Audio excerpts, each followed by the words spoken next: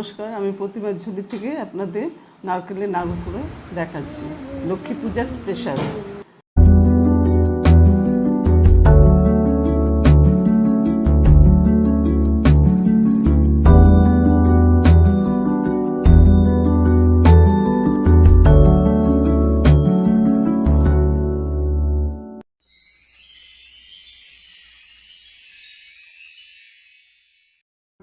চারখানা নারকেলকে কুড়িয়ে নিলাম পিলারের সাহায্যে। সে পিলারের সঙ্গে কুড়ালে পরে একটু মোটা মোটা থাকে, তার জন্য একটু মিক্সিতে ঘুরিয়ে নিলাম। ঘুরিয়ে নিয়ে 4টা নারকেলের মধ্যে হাফ কেজি গুড় মেখে নিচ্ছি। হাফ কেজি গুড় দিয়ে নারকেলটা মাখা হয়ে গেল। তারপরে এখন উনুনে বসাবো।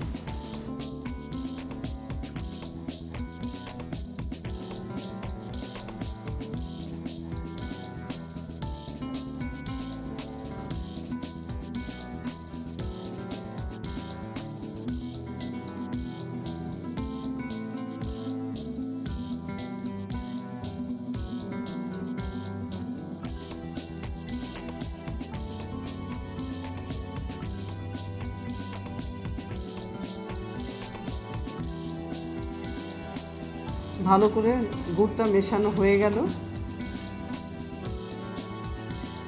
এবার গ্যাসে বসিয়ে দিলাম, নারকেলটাকে বসিয়ে দিয়ে এবার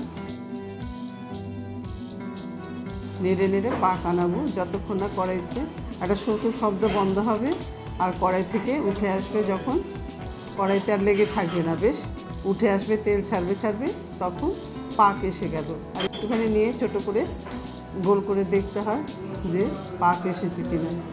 পাক আসলে তারপর সেটাকে ছোটো ছোটো আকারে গোল গোল পাকিয়ে নাড়ু করলে আমাদের লক্ষ্মী পুজোর নাড়ু হয়ে গেল। পাক প্রায় হয়ে এসছে। পাক প্রায় হয়েছে। এই যে কড়াইটা আর লাগছে না, এই যে একটুখানি নামিয়ে দেখা হলো।